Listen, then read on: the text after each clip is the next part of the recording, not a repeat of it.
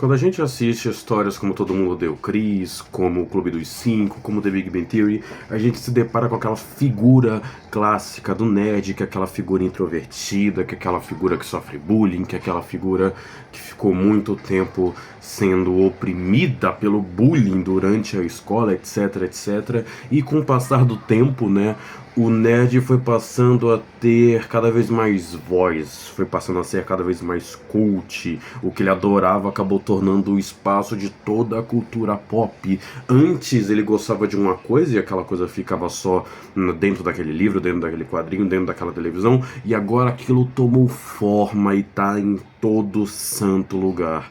E nesse dia do orgulho nerd, eu ainda me pergunto se ainda temos orgulho em ser nerd. Sou Caio Davi, sou escritor, sou roteirista e sou locutor. E antes de começarmos, deixa de ser braço curto, clica no like, clica também no botão de me seguir e me segue nas minhas redes sociais, que aqui a gente vai ter vários vídeos sobre quadrinhos, sobre livros e sobre cultura pop.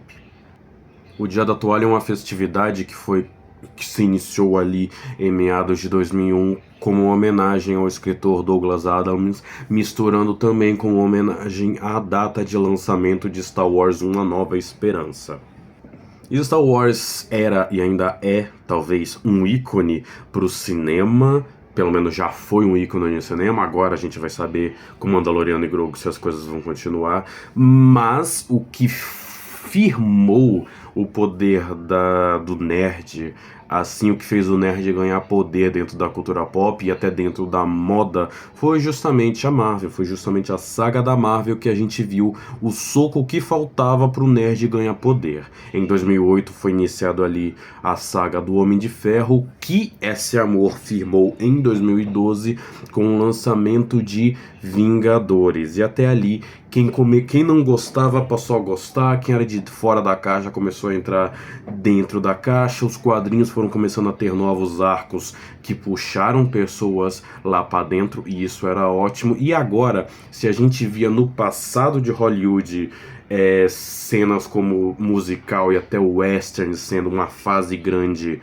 e importante para o cinema, agora os super-heróis começaram a ser a nova fase para que o cinema se bastasse, né? Para que o cinema fosse continuar, foi uma fase que vai encher as salas de cinema.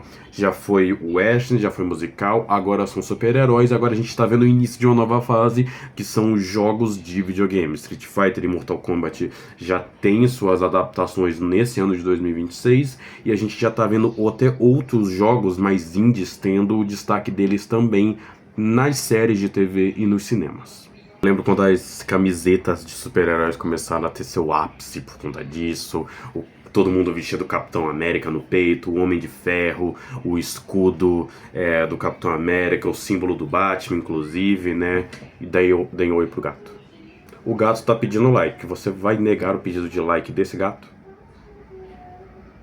O que importa é que você via super-heróis em todos os lugares, estampado em camisetas, em produtos, da Piticas, os rostos de super-heróis foram parar na Renner, você via até nas latas de Coca-Cola, ainda vê inclusive esses produtos, os canais foram se popularizando e isso começou a dar mais asas para os nerds terem voz para falar, o que foi bom até certo ponto. Sabe por quê? Porque as pessoas foram começando a ficar curiosas sobre esse mundo, né? Como é que o Batman poderia vencer o Superman? Como é que vão achar as joias do infinito? Onde é que estão essas joias? E o nerd tinha essas respostas por conta que ele lia, por conta que ele consumia esses produtos, não só dentro do panorama de super-heróis, mas vamos continuar usando esse panorama de super-heróis para ficar mais vigente, né? Para ficar mais fácil de entendermos aqui. O nerd tinha essas soluções, tinha essas respostas, só que ele foi cada vez perdendo mais chances de ficar calado.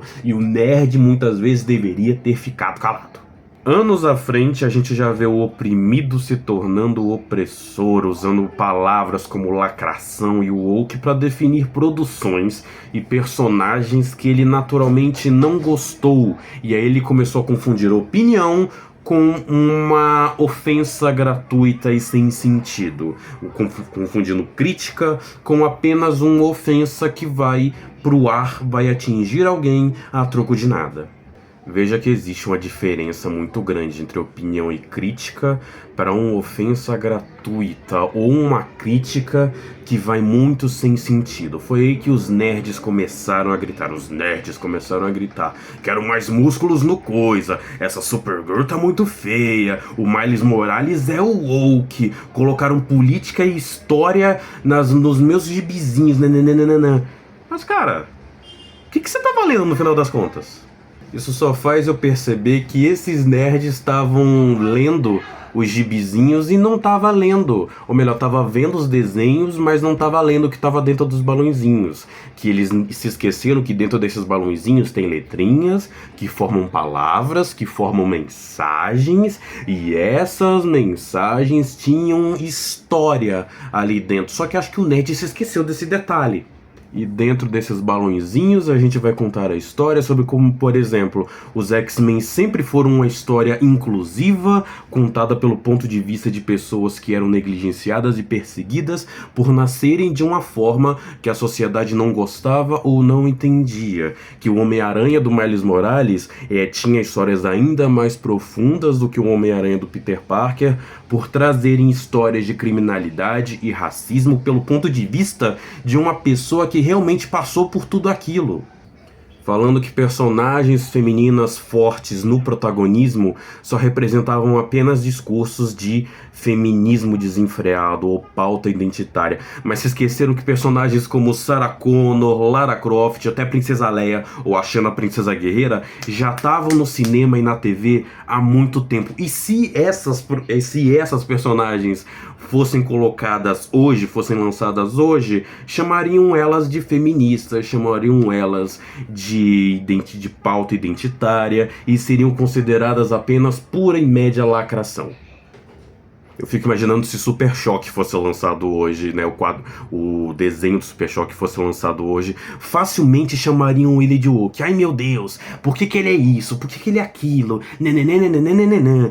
O nerd ficou muito mais interessado em tomar pra si um produto como se aquilo fosse dele, como se ele fosse o dono do personagem ou o dono da história. Ah, não é meu Homem-Aranha, não é meu Superman, não é meu Justiceiro, blá blá blá blá blá.